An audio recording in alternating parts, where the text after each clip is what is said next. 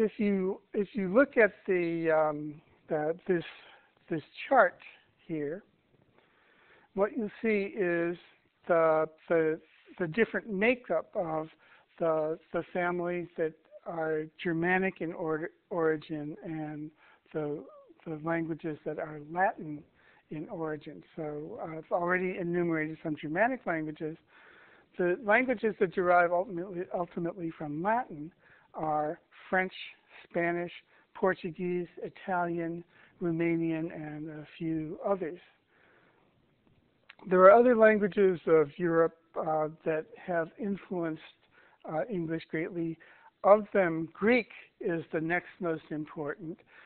Greek has a modern descendant, modern Greek. I would say that many more of the vocabulary words of modern English come from ancient Greek. So what we have in English is we have a direct line to the Germanic mother tongue, which is called Proto-Germanic, where, as I say, a good half of our everyday vocabulary comes from. But due to borrowing, we got a great number of everyday words from French.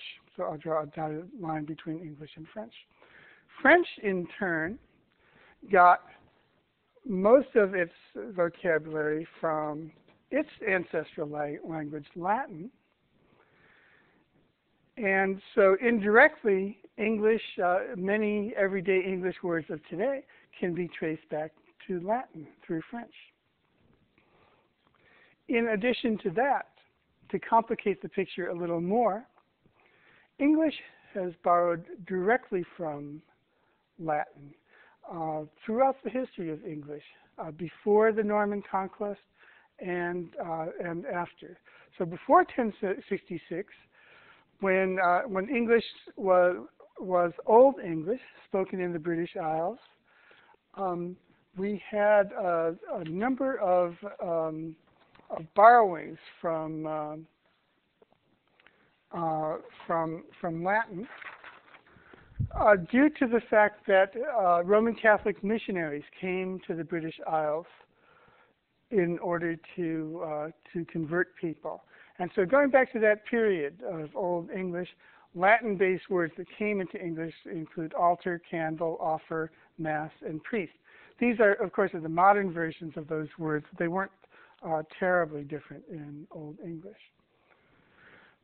So I can draw a dotted line from Latin to English as well.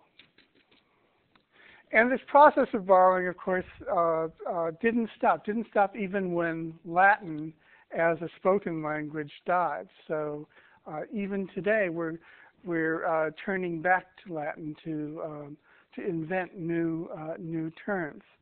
Borrowings from Latin since the time of the Renaissance include words like cervix, dental, occiput, and more scientific terms like rectilinear. Latin itself borrowed extensively from the other well-known classical language of the time, Greek, and so in many of our borrowings from Latin, indirectly we can trace those back to the Greek, and sometimes directly back to the Greek. So the vocabulary of this set of dotted lines reflects to a basic extent the different kinds of sources that English vocabulary words have. And the last thing that I'll end up with is with the fact that although we can trace English words back to Germanic, Latin, and Greek sources, those three languages and a few other families as well can trace their source back to a single source, namely the Indo-European mother tongue, which was spoken over 4,000 years ago. So that whether a given word of present-day English came to the language from Germanic or from Latin or from Latin through French. In most cases, we can trace that word back to even further to its Indo-European source.